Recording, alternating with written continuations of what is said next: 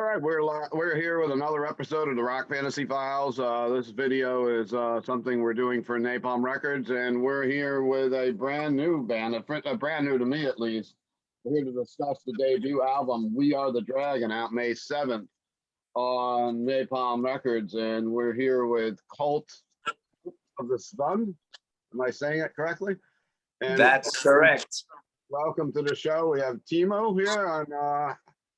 Please introduce yourself and where are you speaking with us from today?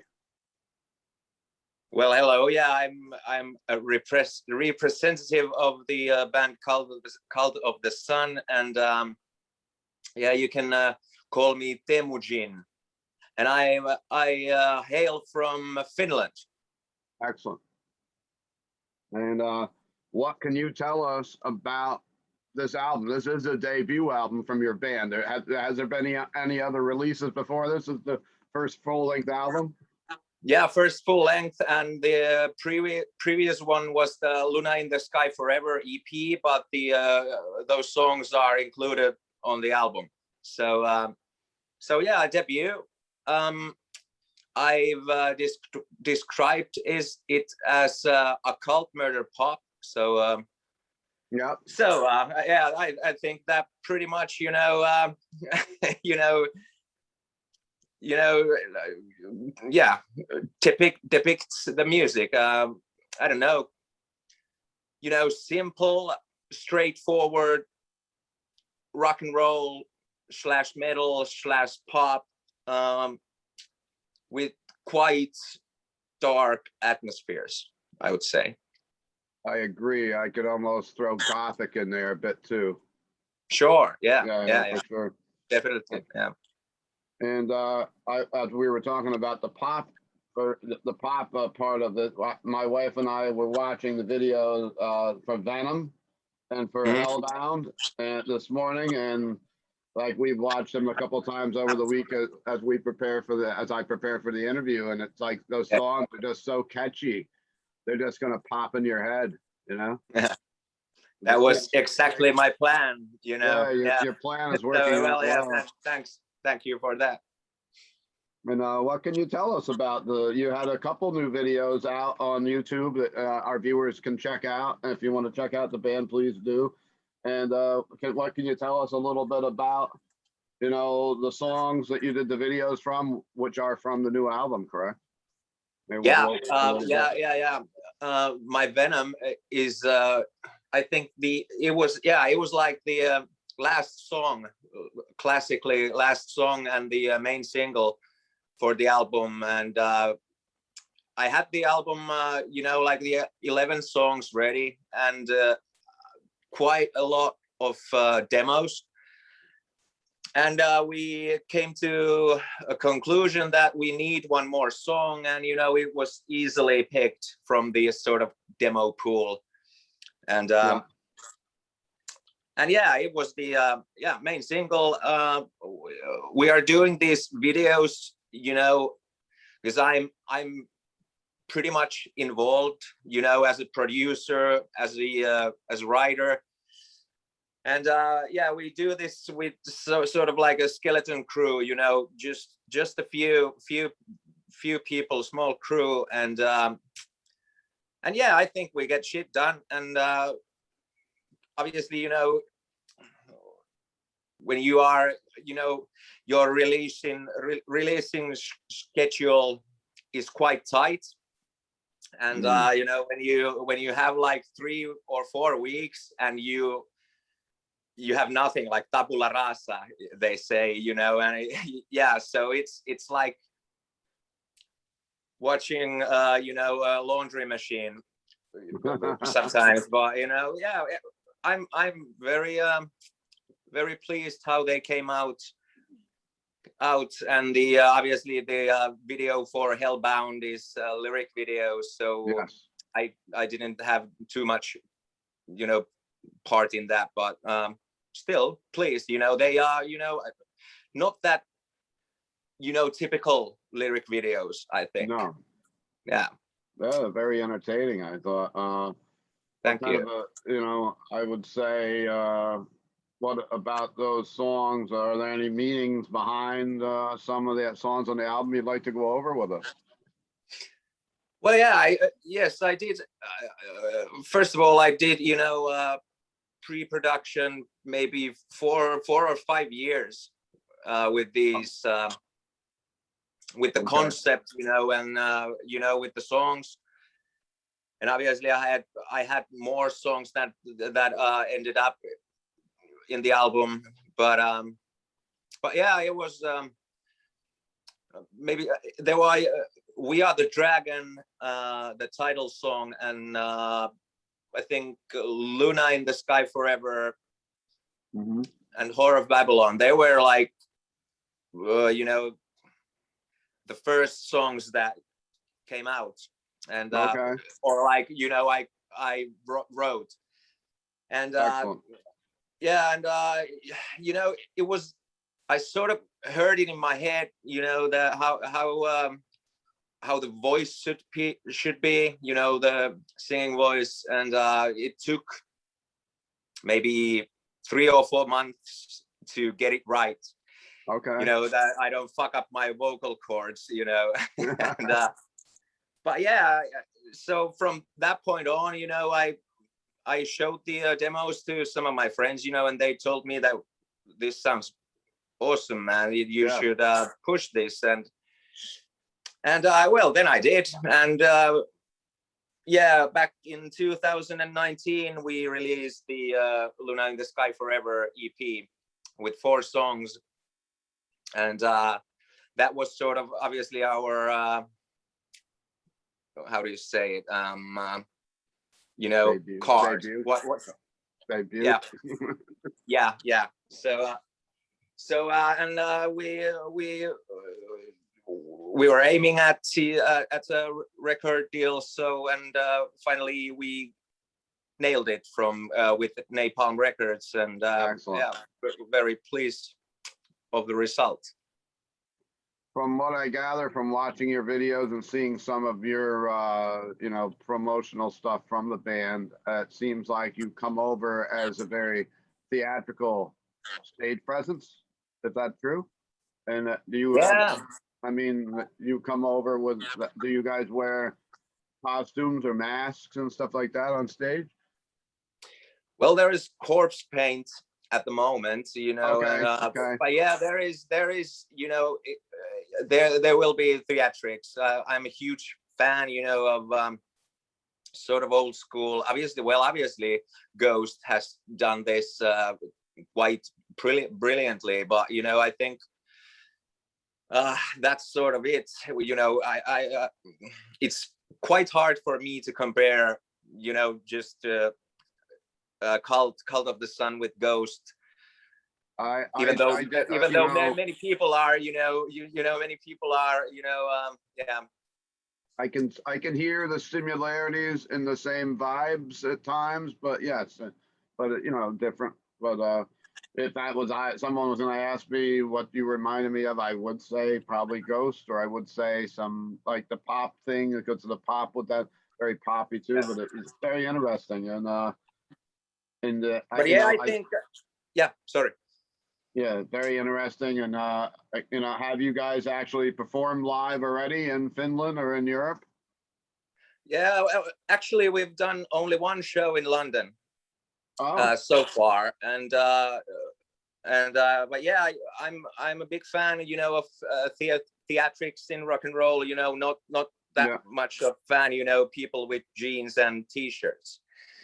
Yeah. So, but yeah, that's just naturally. I think it's just naturally comes with the music. It being draws from the occult, obviously. From esoteric concepts. So I just comes naturally. Yeah. What are some of your personal influences that got you into doing this kind of into doing metal, extreme rock, whatever we want to call? What are some of your influences from you growing up and getting into this genre?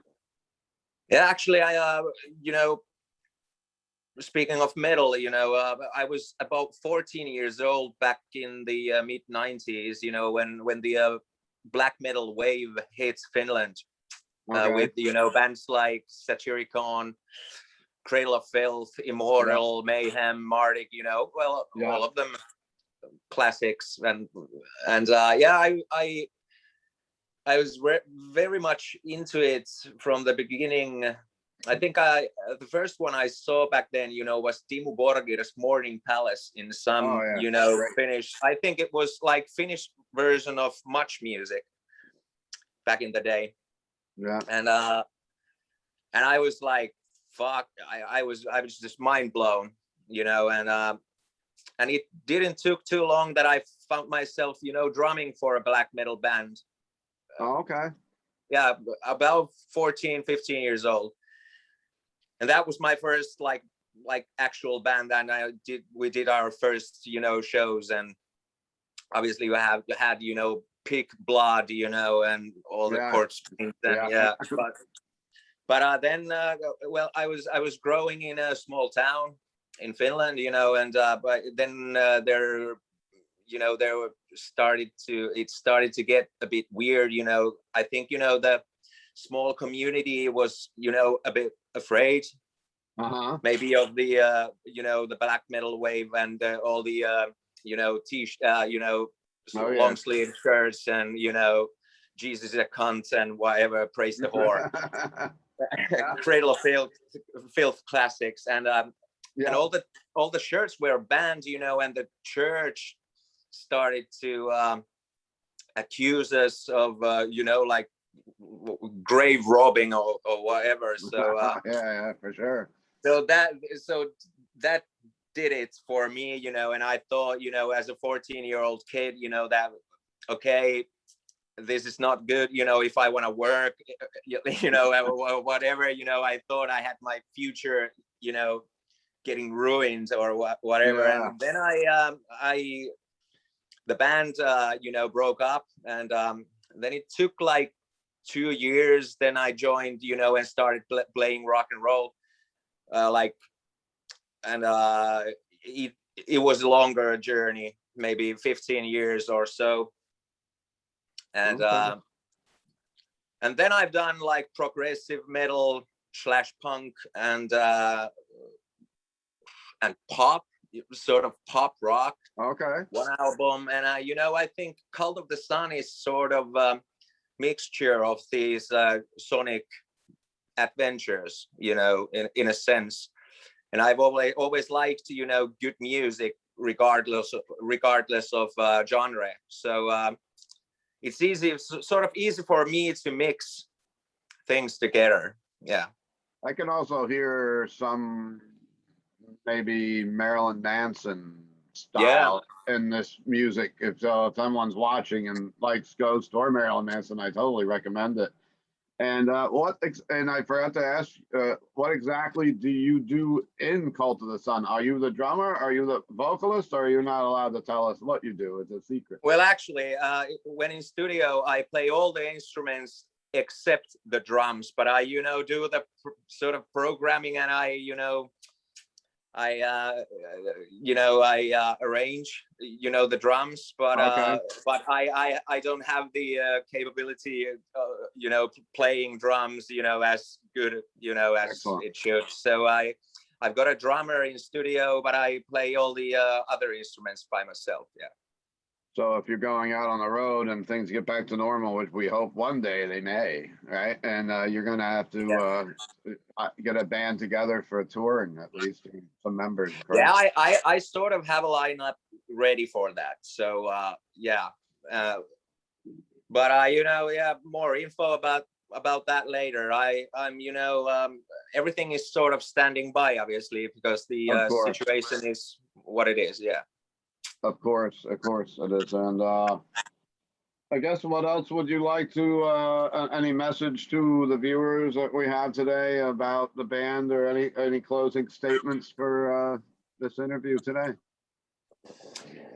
Well, I hope you, sharing is caring. So if you like what you hear, I hope you share it with as much, people as you can, and hope to see you on the road. Yeah. And the album, and this album actually came out, as I look at the date, about 3 days ago. And is this available on vinyl and CD and digital, or is it all three options available? Not at this moment. Only a CD and digital. We are still working on the vinyl release, but I do expect it to come out at some point, but the dates are still a mystery. I would love to actually get my hands on the vinyl. I'm a vinyl guy. I mean, of course, I listen to digital when I'm out on a hike or something like that, but you know, for sure. So Yeah. we actually But have yeah, we are working on it. Yes. I have the CD on order for my shop, Rock Fantasy, because I own a record store here in Middletown, New York, about an hour north of Manhattan. Yeah. And I just ordered it today, so we should have it in by the weekend. Great. Thank you.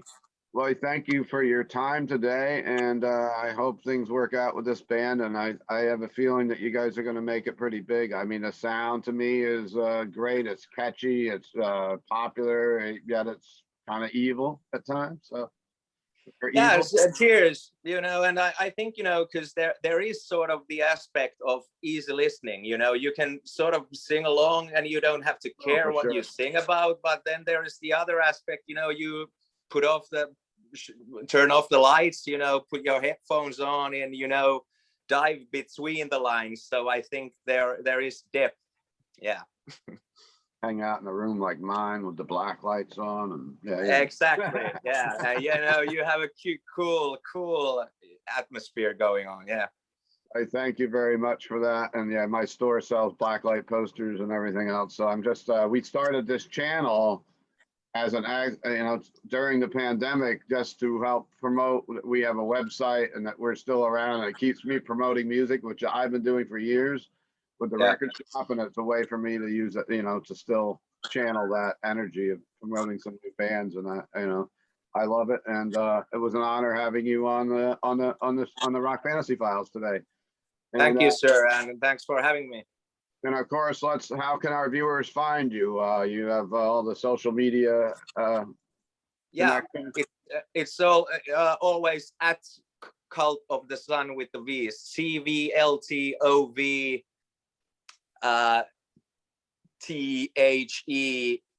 Svn. Yeah. So on Instagram and Facebook and Twitter. Yeah.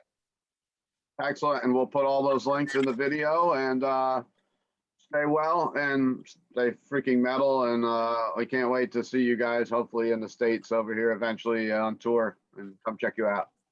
Hey, cheers. Have a good one.